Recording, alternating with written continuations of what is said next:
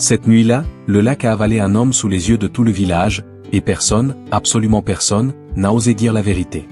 Jusqu'à ce que Malé découvre le terrible secret qui se cachait sous la surface. Bienvenue à tous sur notre chaîne. Aujourd'hui, on plonge dans une légende africaine à la fois fascinante et terrifiante. L'histoire de la sirène du lac maudit.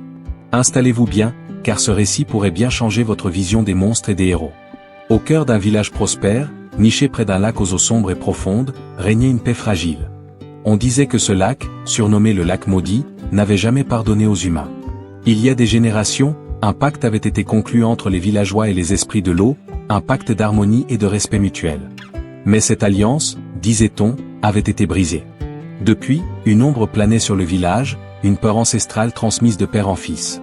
Chaque soir, les pêcheurs rentraient avant que le soleil ne disparaisse complètement, jetant des regards inquiets vers les profondeurs mystérieuses.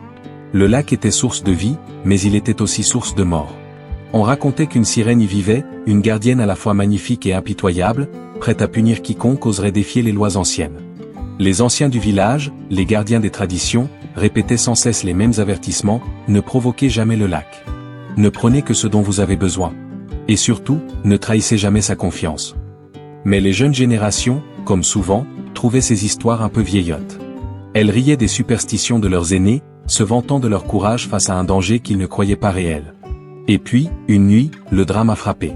C'était une nuit sans lune, où les étoiles semblaient s'être cachées derrière un voile de nuages. Un jeune pêcheur, connu pour son audace et son mépris des légendes, avait décidé de rester sur le lac bien après le coucher du soleil.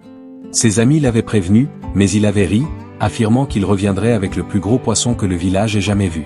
Soudain, un cri a déchiré le silence de la nuit. Un cri d'effroi, suivi d'un bruit d'eau agitée, puis, plus rien. Le silence total. Le village entier s'est rassemblé sur la rive, les torchers éclairant des visages pétrifiés par la peur. La pirogue du pêcheur flottait, vide, au milieu du lac. De l'homme, aucune trace. Il avait été avalé par les ténèbres liquides. Immédiatement, les anciens ont pointé un doigt accusateur vers le lac. Leur voix tremblait de colère et de terreur. C'est elle. La sirène. Elle est revenue. Le pacte est définitivement rompu. Elle revient réclamer ce qui lui appartient, une vie pour une vie. La panique s'est emparée du village. Les portes et les fenêtres ont été barricadées. Plus personne n'osait s'approcher de l'eau. La peur était devenue le nouveau chef du village. Mais au milieu de cette hystérie collective, un jeune homme se tenait à l'écart. Son nom était Malé. Ce n'était pas le plus fort des guerriers, ni le plus éloquent des orateurs, mais il possédait une qualité rare, un cœur pur et un esprit qui refusait de se soumettre à la peur aveugle.